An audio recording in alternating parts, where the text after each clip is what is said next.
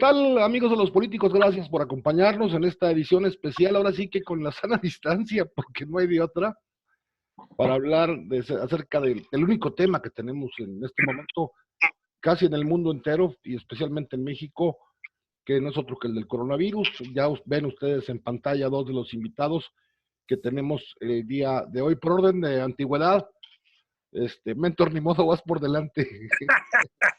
Mentor Tijerina, siempre un gusto. Hola Paco, gracias por la invitación. Saludos. Eloy Garza, ¿cómo estás? Muy bien, Paco. Gracias por invitarnos. Está también próximo a conectarse Obed Campos, esperamos que no tarde mucho. Tenía un problema ahí de energía eléctrica, pero está buscando la manera de participar con nosotros. Y la inquietud de reunirnos hoy a través de esta herramienta en la que estamos, bueno, cada quien en sus puntos en este encierro forzoso, es platicar acerca del tema y ver cómo lo ven, cómo lo vislumbran, porque en medio de una crisis de estas dimensiones, de esta magnitud, pues hombre, hay demasiada información, tanta, que nos llegan a atiborrar, ya no sabemos ni en qué ni en quién creer. ¿Cómo lo percibes tú, mentor? Bueno, que estamos ante una pandemia inédita, la primera que nos ha tocado vivir a muchos. Creo que sin duda es una de las peores crisis de nuestra generación, si no es que la crisis más grande, puesto que no nos tocó vivir la Segunda Guerra Mundial u otras crisis anteriores como la Gran Depresión española. ¿Cuál? La Gran Depresión. Bueno, la Gran Depresión, por ejemplo. Entonces, es una crisis mundial, sin duda, sin precedentes.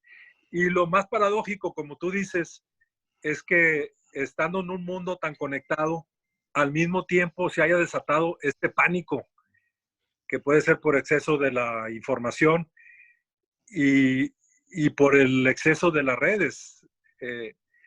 Pero habría que explicar este pánico, sobre todo porque una de las cosas que han señalado en esta crisis es que el coronavirus atacó principalmente a los países ricos, que es la gran paradoja, es que atacó a China, luego atacó a algunos países del sudeste asiático como Corea del Sur, Singapur, Japón, luego se fue a Europa, donde no la esperaban, donde no la veían venir y les pegó durísimo con una crisis que inclusive mayor a la de Asia, como fue en Italia, como fue en Francia, como fue en España, en Gran Bretaña. Entonces, la primera paradoja es que cómo esta crisis le pega a los países ricos, a los países más ricos, que son los que supuestamente tenían el mejor sistema de salud, la mejor forma de combatirlo, los mejores medios de comunicación, vacunas. Y entonces, si la gente de estos países está presa del pánico, sobre todo por las medidas que se han tomado, que no hay que olvidar que la medida del confinamiento es una medida tradicional que se ha tomado con la gripe española, con la malaria, con todas. Entonces, la gente, el hecho de que de repente te digan que no puedes salir, que te encierren, que estás en tu casa sin tener comunicación con el exterior, que te corten todos tus hábitos de convivencia, salir al café, platicar con tus amigos, tomar una cerveza, platicar con los vecinos, ir al fútbol, ir al béisbol, etcétera. Entonces, todo esto genera este miedo del que somos presas. Entonces, es un miedo explicable y sobre todo porque es la primera vez que lo vivimos, Paco. Así es. Eloy, visto así y con este antecedente que nos da Mentor, de que los primeros lugares que pegó son los países ricos, ¿qué opinas de las teorías de la conspiración? De que todo esto es un invento, que no es verdad, que fue un invento de los chinos contra los Estados Unidos, o que fue de Estados Unidos contra los chinos, o que es algo inventado para trastocar la economía mundial. ¿En qué creer? Mira, cuando llegó los primeros 1000 años de la humanidad, hubo los primeros destellos del conspiracionismo. Pues todo decía, en aquel entonces decía acabar el mundo. Yo me acuerdo todavía cuando éramos jóvenes, cada vez que pasábamos un año a otro, brillaban las teorías del conspiracionismo.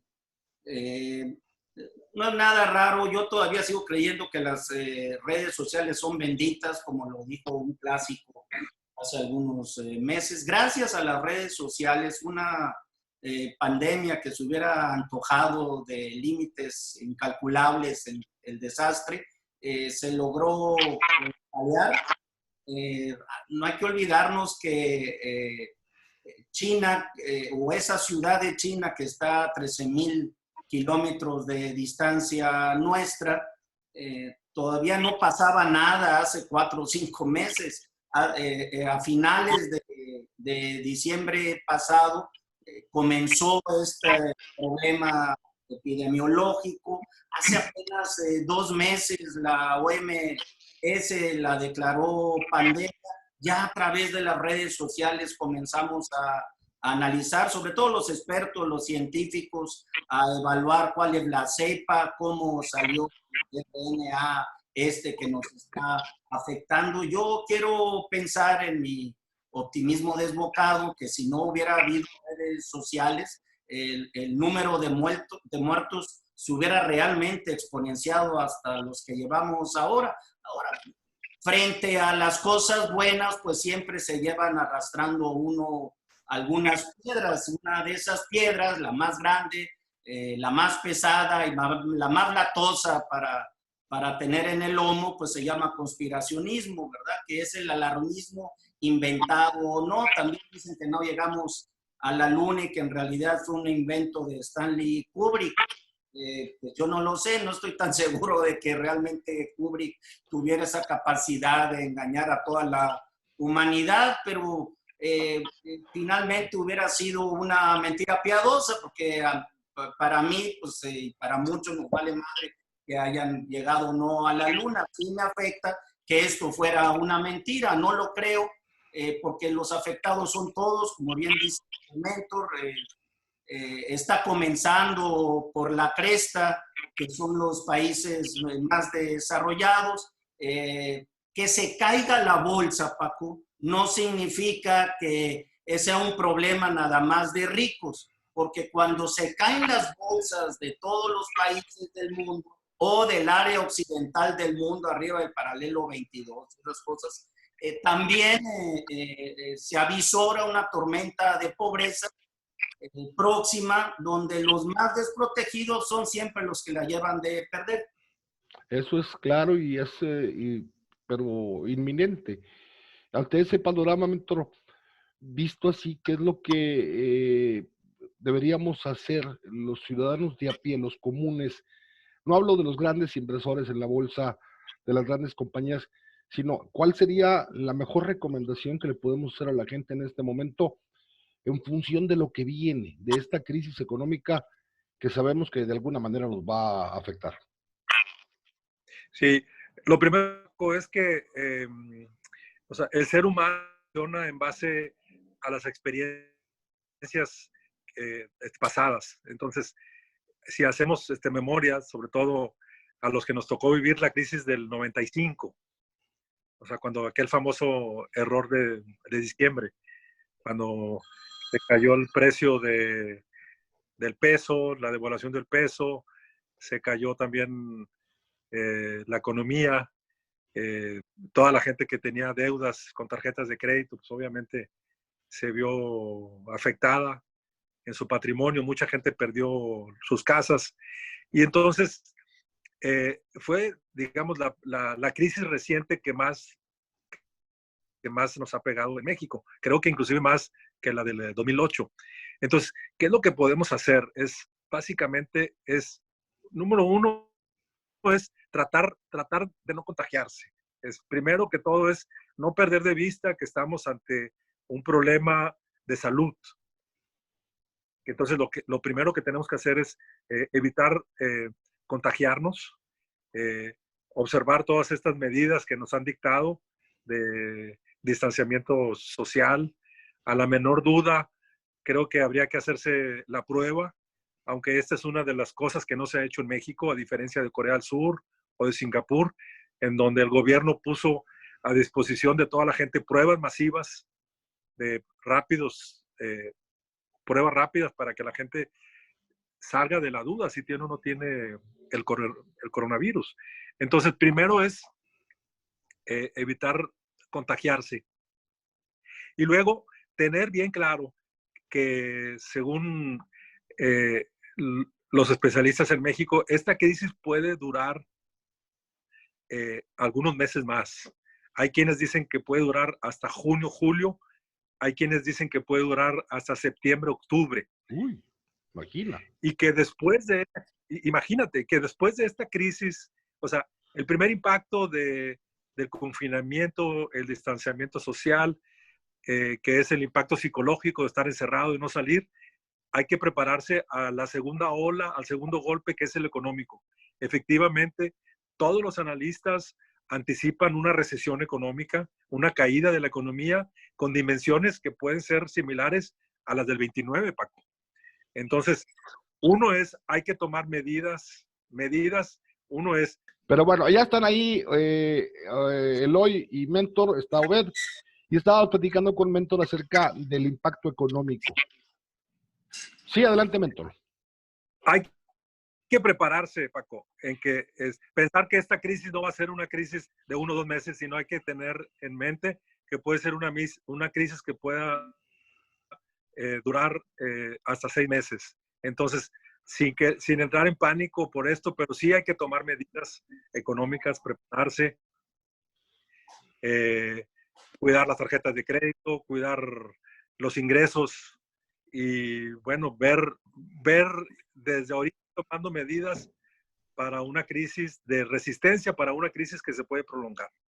O sea, si tiene deudas chiquitas, si le debe a Coppel o en Electra, aunque sean abonos chiquitos, páguelos lo más rápido que pueda, deshágase de deudas lo más pronto que pueda si no son muy grandes y guarde dinero, no gaste superfluo, no gaste en frivolidades, déjese de cuentos, deje de ir al casino a jugar el dinero. Bueno, los casinos están cerrados, compadre. Ahorita, pero deja que los abras para que veas lo que es el corredero. Exactamente. Va a ir. En este caso, a los expertos. Últimamente he estado viendo en Facebook, en Twitter, que es donde yo ando ahí circulando virtualmente, ahora ya es la vida nuestra, que hay algunas quejas de que no hay que hacerle caso más que a los médicos. Esto no es cierto. Yo, por ejemplo, si me dice Mentor Tijerina que me lave las manos, pues yo me las lavo. ¿Por qué? Porque Mentor, no porque sea médico, es hijo de muy connotado. Es hijo de una eminencia médica. Una eminencia, pero Mentor tiene las bases científicas y sobre todo Mentor también está contribuido porque es una voz autorizada a tener. Y este es un renacer también, o más bien una reivindicación de las voces autorizadas también en la prensa.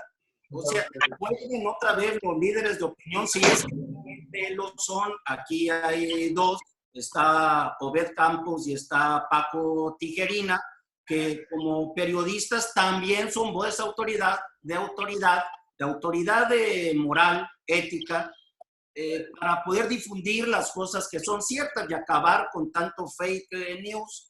Está provocado precisamente porque las redes sociales en este tipo de pandemias pues se detonan y se vuelven... Oigan, hablando de fake news, ahorita se me quiso paralizar el corazón, aparte de lo del mal servicio de la Comisión Federal de Electricidad.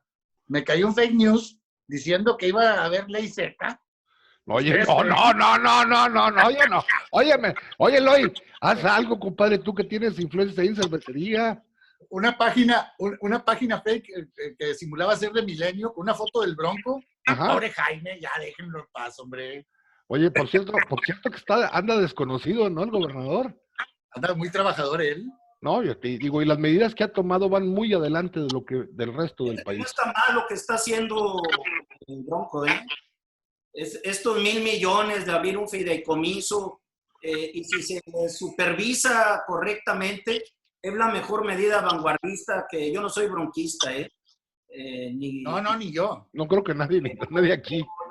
Pero estos 1,000 millones, son 600 que va a dar el gobierno del estado, haciéndolo con supervisión, abriendo el hospital metropolitano, que andaban todavía en las reformas de cuidados intensivos, metiendo hospitales privados con supervisión estatal, me parece que es una buena medida ante tanta descoordinación del gobierno federal.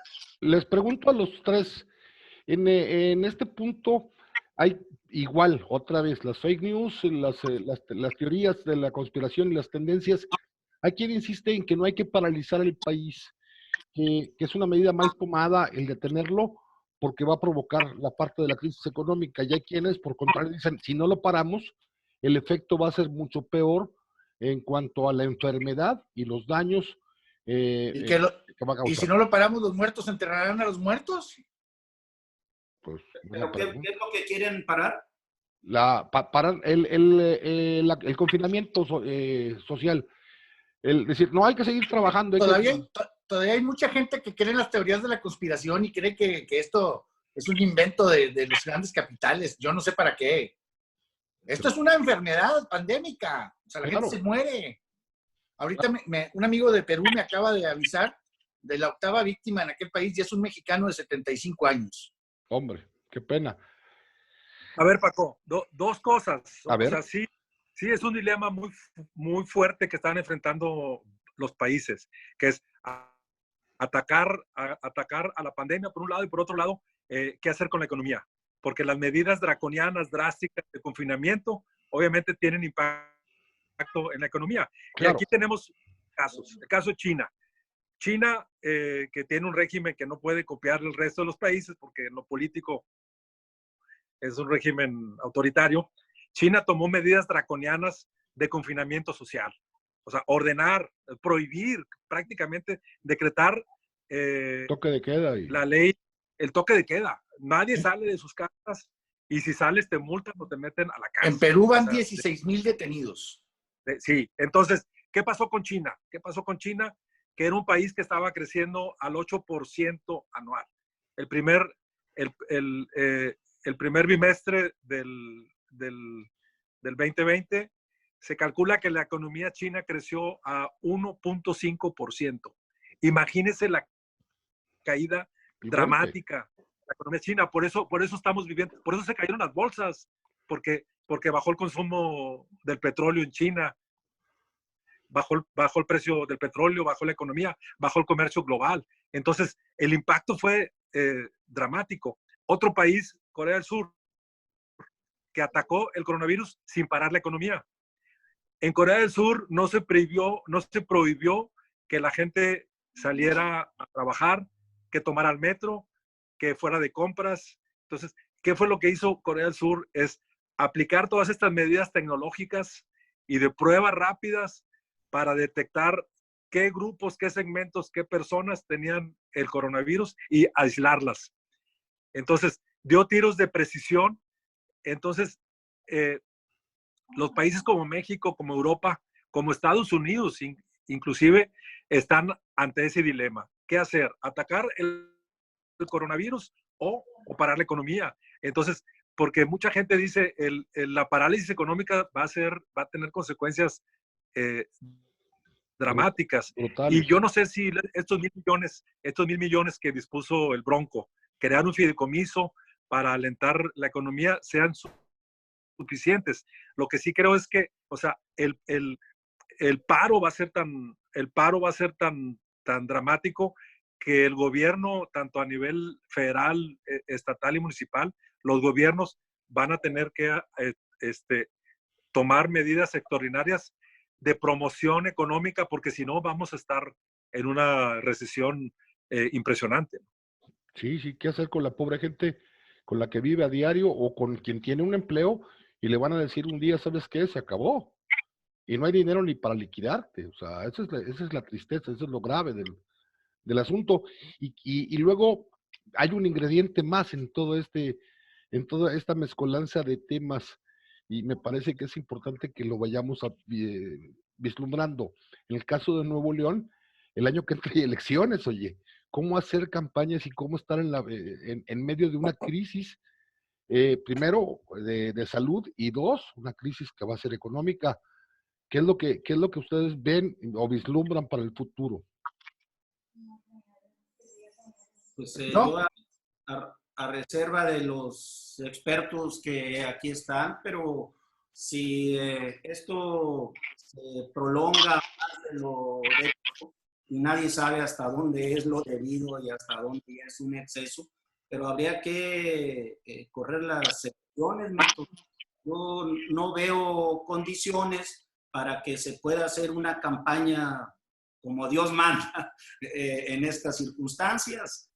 Vamos a ver si realmente se está estirando el cuidado para evitar los contagios hasta estos meses que tú dices, octubre. Hay quienes ya hablan hasta de noviembre, que pospongamos las elecciones. Esto pues sería muy cómodo para las autoridades actuales. Bueno, pues nombremos lo que se le llama ahí un gabinete de interregno, alguien que esté haciendo las funciones de encargados del despacho hasta que se nombren o se convoquen nuevas elecciones. No sé, ¿tú qué opinas sobre el tema? el asunto es que lo que no debemos de permitir es que haya gente que lleve agua a su molino. Ahí está el diputado Marco González, el chaquetero ese que dejó el PRI por irse a Morena, repartiendo cubrebocas en Vía de Santiago. Digo, ¿Te estás aprovechando de la desgracia? digo, por hablar de un ejemplo. Y es que, la verdad, digo, me parece que lo que plantea Eloy tiene razón. Imagina el escenario, Mentor, que en medio de la crisis económica, la gente sin trabajo, vas a ir a ofrecerle no sé qué como candidato. ¿Cuál sería, tú como consultor político y de campañas, qué le dices que diga un candidato que proponga a alguien que no tiene trabajo, que está sumido en la miseria, que además se le murió la esposa, la mamá o alguien de la familia? ¿Cómo enfrentar eso? Varios temas, Paco. Uno es la crisis del coronavirus sí va a tener un impacto muy fuerte en las elecciones. Número uno es, cambió el tema. O sea, el tema, todos los aspirantes que estaban manejando temas, que si el aire, que la contaminación, que si la seguridad, que lo que tú quieras, que si el mejoramiento de las calles, lo que tú quieras. Todos esos temas han sido borrados. Ahorita el único tema, el tema más importante es coronavirus. Es cómo evitar que me contagie, cómo evitar. Entonces, la preocupación número uno de la gente hoy por hoy, acabo de ver una encuesta que publicó Roy Campos, por mucho, la preocupación número uno es cómo le hago para no contagiarme. En segundo lugar está el tema económico, pero está muy abajo. Ahorita el tema económico no se siente aún. No le ha pegado a la gente. Pero entonces es los aspirantes que digan, que salgan con sus viejos temas, perdónenme, no están en resonancia, no están generando resonancia con la gente. La gente quiere saber qué vas a hacer o cómo lo voy a hacer para no contagiarme. Entonces, número uno es, todos los aspirantes tienen que cambiar sus temas. Y no se trata de medidas oportunistas como repartir cubrebocas o gel, o repartir gel, cosas de esas. No, la gente quiere ver algo más serio, algo porque la gente ya no es tonta. Segundo, Paco, es de esta crisis van a salir muchos agraviados. O sea, el escenario del 21, como dice Eloy, vamos a estar ante un escenario que no habíamos contemplado nadie. Número uno, va a ser el escenario de crisis económica. Va a ser el escenario donde a lo mejor todavía siga la pandemia y en donde tal vez podamos estar discutiendo si vale la pena votar o no votar. O sea, si se deben aplazar las elecciones. Entonces, si nos pega la crisis de manera dura, entonces, ¿qué hacemos con las elecciones? Ahora, si hay crisis económica y si las medidas que tome el gobierno federal o los diferentes gobiernos no funcionan, entonces, vamos a ver que la elección en caso de realizarse, va a ser una elección de referéndum contra las autoridades. Y entonces, que se olvide López Obrador, que se olvide Morena, y muchos candidatos van a tener que cambiar sus estrategias rumbo al 21. Sí, Entonces, ya no va a ser en el caso de Morena ya no va a ser la continuidad, sino va a ser la contra. la continuidad. Si Morena y el gobierno federal no enfrentan de manera exitosa esta crisis, que se olviden del 21. Va a haber un voto de castigo muy fuerte. Si se viene la crisis económica, va a haber un voto de castigo muy fuerte contra Morena y contra el gobierno federal. Ahora, el escenario puede ser, el cambio de escenario, el game changer puede ser tan radical que a lo mejor ninguno de los aspirantes actuales va a tener nada que hacer en el 21. Vamos a tener que pensar busquen personalidades emergentes. Eloy Garza, por ejemplo. Por Tijerina. Yo voto por Mentor. Sí, yo también. Oye, si quieres, oye, Mentor, si quieres te ayudo ahí manejando prensa, creo que tengo un poco de experiencia.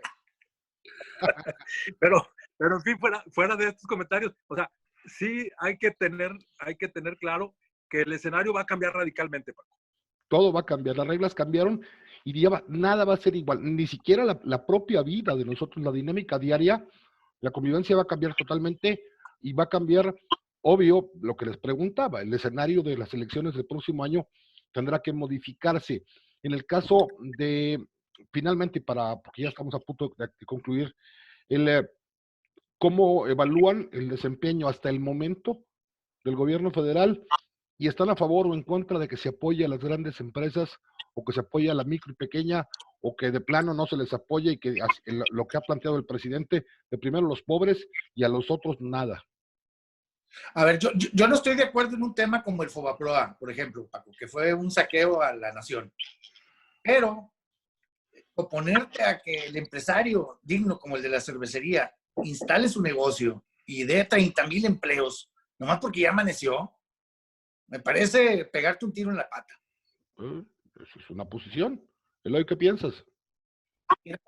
La gente votó por AMLO porque era una referencia moral, no porque era el técnico en hechura de políticas públicas que todo el mundo estaba esperando. La verdad es que era una referencia moral. Cada vez que criticaba a la clase política había una adhesión adicional de muchos mexicanos, pero era una figura que correspondía a una crisis de carácter político. Ahora la crisis del carácter de salud y posteriormente la crisis de carácter económica, porque de esa no nos vamos a salvar nadie, ni aquí ni en China, literalmente. Ante esa crisis, la personalidad desbaratada, poco organizada, coherente, sistematizada de López Obrador, pues desde luego que va a actuar en contra de él.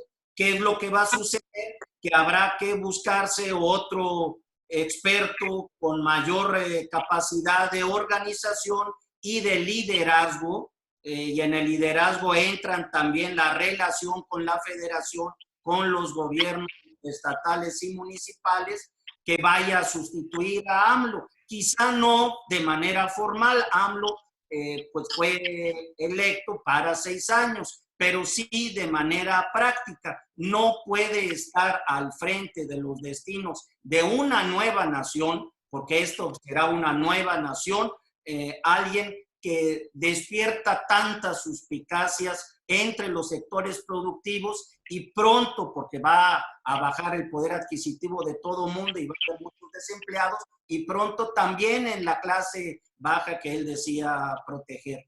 Ese es mi pronóstico para el próximo futuro. ¿Cuál debería ser, entonces, mentor, la estrategia de corto plazo del gobierno federal? ¿Cuál sería la prioridad? Además de, obvio, atender la contingencia médica y de salud, pero cómo atender o cómo ir pavimentando el camino para lo que viene después, la contingencia económica. Sí, creo que lo primero que hay que señalar, Paco, es que no se nos olvide que los ciudadanos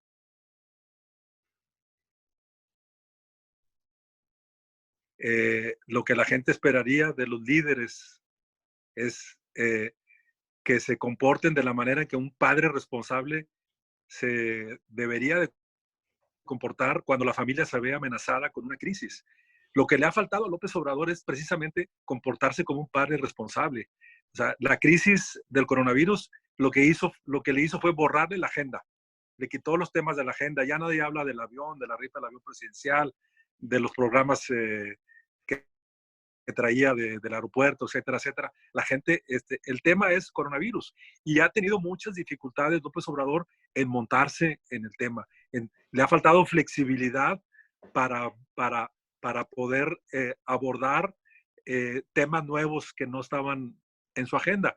Y esto ha generado incertidumbre en el país, incertidumbre porque no se ha visto que tenga un liderazgo claro para dictar medidas que beneficien a todo el país tanto en combatir el virus y en evitar la crisis económica. Ahora, la consulta que se dio, esto que comentaba Eloy, en Mexicali este fin de semana pasado, cayó en muy mal tiempo, porque justamente cuando la economía se está cayendo, la economía se está paralizando, consecuencias del virus, se viene esta decisión que lo que hace es ahuyentar, generar incertidumbre en la inversión extranjera, cuando lo que necesita el país es inyección de capital. Precisamente es inversión de capital, generar empleos. Entonces, podría generarse el peor de los mundos, Paco. Primero, una pandemia mal administrada, mal combatida, con medidas que no son claras, aunque poco a poco ha estado corrigiendo el presidente, hoy tomó medidas claras y cada vez más alguien lo convenció que debe de asumir él como presidente el liderazgo en el combate contra el coronavirus.